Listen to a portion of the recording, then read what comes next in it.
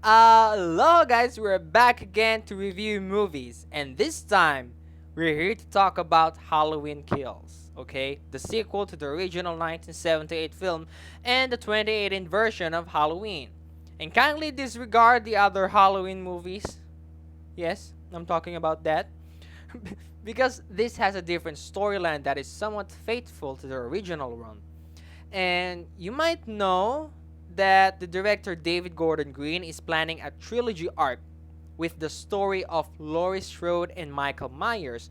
Therefore, some fans are deeply disappointed with how this sequel ends because there's simply no resolution or whatsoever upon viewing this sequel.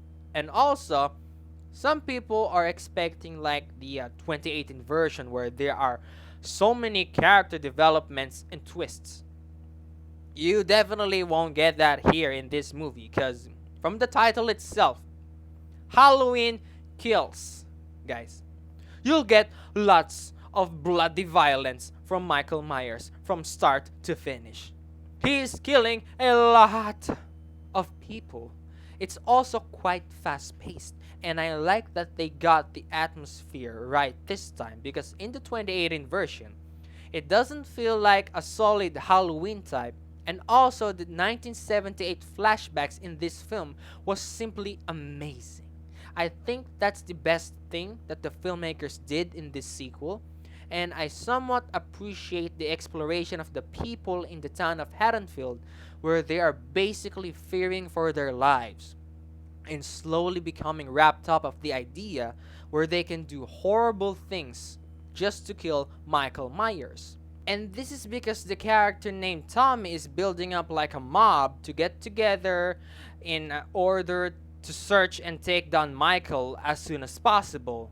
I like that plot because that specific idea wasn't explored thoroughly in the previous Halloween movies. And I get why Laurie wasn't been able to make a face to face with Michael throughout the whole goddamn movie. Because she was terribly injured in the 2018 Halloween, so that makes it very realistic where she must recover her strength when facing this shape and boogeyman that they call. So we should expect a major fight in the conclusion with this franchise that will be released hopefully next year, okay? So the thing that bothered me the most with this sequel was the ending, guys. Everything before that, it was good and okay. And I understand why people are disappointed with this film. I understand them. I get that. But I just think that some of its aspects got it right this time than the 2018 one. Because the humor was just right, and the kills and gores were eye popping and spectacular in a way that some of it was disturbing, but in a good way and entertaining way. You know what I mean. I'm not a sadist, guys. You get my point, okay? If you're all about the gore and the violence, you will have a blast with this film. But if you are wanting something more with the character development and character build up, you won't get that here. The movie is simple. It is all about kills, guys, and it is fast paced. The title is very truthful to the content. And the last 5 minutes of the movie was the only sequence that confused me.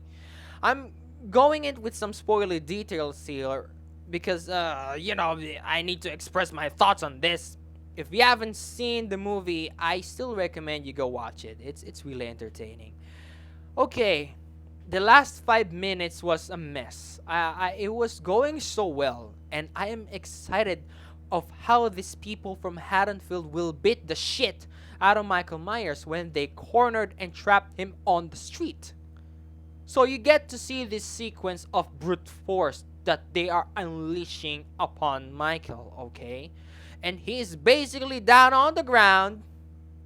And after that, when he goes back up and starts killing these people along with Tommy, the sequence was thrown at you with a messy cuts of fast forward compilation of how they were dying from Michael. Like it's very unclear and abrupt. It's too fast. I just wanted it to be detailed and with a good camera angle shot, of how Michael was fighting back. Instead, we get to see these quick cuts of a messy and abrupt scene. The filmmakers got the kills right before that. Why was the climax and the ending was shown through a quick cuts of compilation? That's freaking disappointing.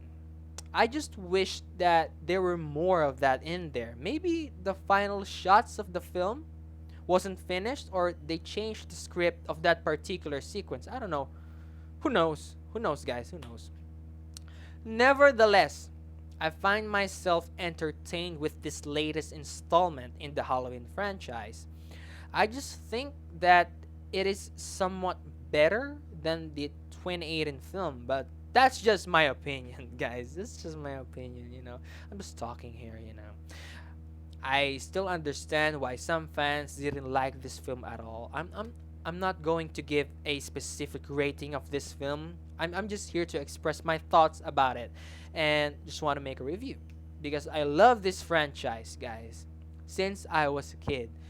And if I were to rank these films, the 1978 would be the top one as always. And then Halloween Kills, Halloween Kills. And just below that, just a tiny bit of error, that would be the 2018 movie. And I believe that I rated 2018 version back then, it was a solid 8 out of 10. So Halloween Kills is just a bit above that grade. You get the picture. Well, anyways, thank you all so much for watching, guys. And until next time. Bye, amigos.